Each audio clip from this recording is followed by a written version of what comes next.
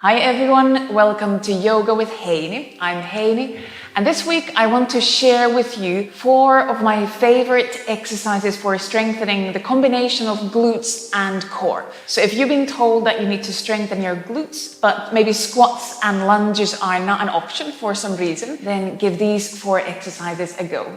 Let's get started.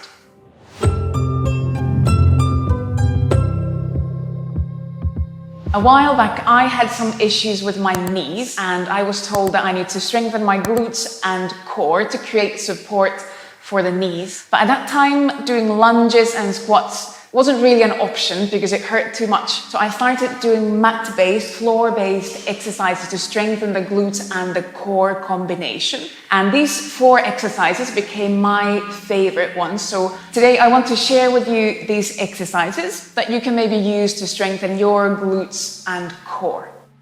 So we start with maybe my favorite one, the one-legged bridge. And to do this, you come lie down on your back, like you'd be going up into a bridge pose, but then lift one foot off the mat. So you're going to do this 1 foot on the mat and the other leg up in the air.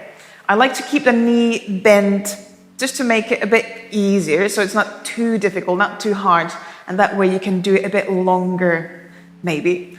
Have arms somewhere down next to the sides, and then we're going to first breathe in, and then with the exhalation, start pressing down through that foot that's on the mat and start lifting your pelvis, your back off the floor. Now, we don't need to go into a full bridge, but what's important here is try to keep your hips at the same level. So don't let that lifted leg hip drop down, but really try to focus on keeping the core active and keeping the hips in the same level. Sometimes it helps to even bring hands around the hips so you can feel if one hip is dropping down. And then with the exhalation, lowering down. So try to stay focused on the breath as well. It's really easy to stop breathing when you're doing these kind of exercises. So I suggest focusing on the breath. And I often do first quite many rounds on one leg, kind of shorter repetitions, kind of pumping up and down, but really focusing on strengthening the leg that's foot is on the mat. So focus on the glute, focus on the foot pressing down, and also focus on keeping the inner thigh active. So don't let your knee kind of drop out to the side, but try to keep your legs kind of almost in line with your hips and feet. So we don't let the knees fall out to the sides. So you could do this pumping up and down as many times as you feel that you're still in control of the muscles. If you start to feel that you lose the quality of the movement, I suggest at that point stop, maybe change to the other leg. You could also do this as a holding movement. So I'll change to the other leg now, but the same idea. So 1 foot on the mat, other leg up in the air, but rather than pumping up and down, just lifting up and then holding it there, trying to stay as long as you can. And when you do this kind of holding version, it's quite good because you can also compare the 2 sides, maybe even time yourself how long you can stay on one side versus the other. It's often quite helpful because it shows you if there is weakness, more weakness on the other side compared to the other. I'll come down now. I start to feel quite shaky. But so you could do it either as a pumping up and down movement or hold it, try to stay up as long as you can. But again, check that you're not kind of swinging hips or knees to the sides, and really try to focus on keeping your hips in the same level so your core is active as well. Our next strengthening movement is the Clam movement, and you might be familiar with this from Pilates or maybe some aerobics exercises as well. Now we're going to do this really focused on the glutes, but also keeping the core active. And we come lie down on one side so that you try to, again, bring your hips to same level. And this means activating the core. So I like to think that I try to just tiny bit lift the underside, the side that's closer to the floor, tiny bit off the floor. Even if it doesn't come off the floor, it just means that I'm kind of tightening the corset support around the core. Checking that the hips are in the same level, so it's not kind of lopsided like this, but I bring hips to same level. And then we start again with the breath. So now here, again, breathe in first.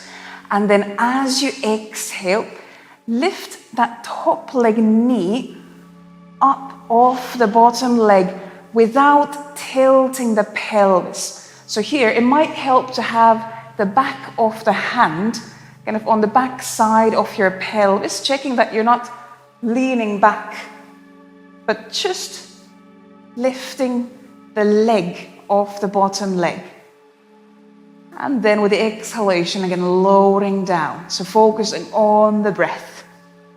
Exhaling, lifting the top leg. So you start to feel now the external rotators in your glutes maybe activating. So you might start to feel quite deep sensation, deep activation in the glutes. Exhaling, lowering down. Of course, you might find your own breath pattern, but stay focused on the breath. It's so easy to stop breathing, start to hold the breath. So choose a breath pattern for you to stay focused on. And just like with the bridge, you could be pumping up and down, maybe as many times as you can, as many times you feel that you can maintain the quality of the movement. Or you could hold it, see how long you can keep the leg up without starting to compensate. So again, if you notice that you start leaning your pelvis, you start losing your core activation, then it's better stop, take a rest, maybe go to the other side and then come back to the movement when you feel there is again some power, some energy in those glutes. Our next movement starts from lying down on the belly. If you're familiar with yoga, then it's a bit like one-legged half-locust. So we'll be lifting legs off the floor. We'll do this one leg at a time. So find yourself lying down on the belly. You could hide your head down, so lean head maybe onto your hands, or you could bring arms down next to the sides as well, if that feels better. But then what's important here is to think about your glutes, so your buttock being the leader of the movement, so that we're going to again breathe in and then exhale. Now I'm going to lift my right leg.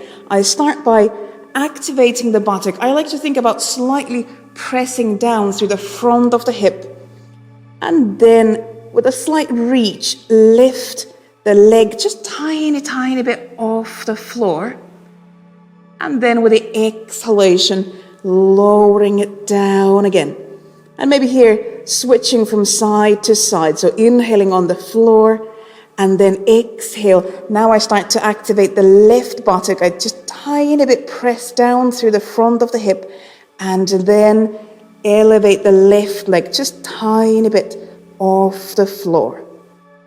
And exhalation, lowering down. And what's important here is to not start to take the movement too much from the back. So here, I like to think like I'm lifting the lower belly just tiny bit off the floor, so that I don't start to just bend from the back, pumping up and down from the back, but I try to keep drawing in through that corset, that slight core support, like I'm trying to lift belly off the floor and keeping that core support going on. And then the actual lifting of the leg might be just very small. And think of it also as a chain of movement, so that when you first start, it's first the buttock, it's first the glute that engages, and then the hamstring. So core stays active all the time, and when you start the movement, it's buttock, hamstring activating, and then lowering down. It's often that conscious effort, so really focusing on what muscle group you're trying to activate, it helps the muscles to actually activate. So here, focus on your buttocks, keeping core active all the time. And now the fourth movement. This is maybe the toughest. So if you only can do a few repetitions, that's very fine. I think this is maybe the toughest one. This is really a full body movement because we're going to do a plank and lifting legs from there. So just a few repetitions is really good already. I like to do this on my elbows, so it's not too stressful on the wrists, but you could do this on your hand as well, so arms straight. But I'll demonstrate down on the elbows. And you could either have a full plank as your base. It's a bit stronger that way. The other option is to bring knees onto the mat, onto the floor. So do like a kneeling plank. Either way, try to keep your back, your spine in neutral, so you don't let your back kind of collapse down, but also trying not to round the back, so finding that nice neutral spine. So we need a lot of core activation here, just to maintain the plank. And if you feel that's fine, that's enough for today, maybe just hold the plank. You don't have to lift your legs. But if you want to go more into the glutes, core, challenge the whole package more, so from here, we'll do a similar thing as we just did lying down on the belly, but holding the plank, I'm gonna exhale, straighten right leg, maybe pause there, and then next exhalation, lift that right leg just slightly off the floor, and thinking of the same chain here. So keeping core active, buttock engaging, hamstring engaging, and then exhale, lowering down. And trying to move slow, controlled movement. Exhale, straightening now, lift leg, and keeping hips in the same level here as well. And the next exhalation, I think buttock engaging, then hamstring engaging, and elevating that left leg just tiny bit. Again, we don't go into back bend, but we're really trying to more focus on the glutes. And then you can do as many repetitions as you can, or same idea as before. You could lift leg and see how long you can hold it without tilting the hips, without collapsing in the pelvis, without collapsing in the core. And then after all that hard work, come rest on the belly or maybe round into a nice child's pose to rest a bit. But that's it. Those are 4 my favorite exercises for glutes core combination. Because I don't think we can train the glutes alone. They are working in combination with the surrounding muscles. So I suggest including the core with the glutes exercises. Good. I hope you find these helpful. If you have any questions about those exercises, please let me know. Write a comment below. And if you like the video, as always, give it a thumbs up and share the video with anyone who you think might benefit, might enjoy this video as well. I'll see you on the next video. Bye.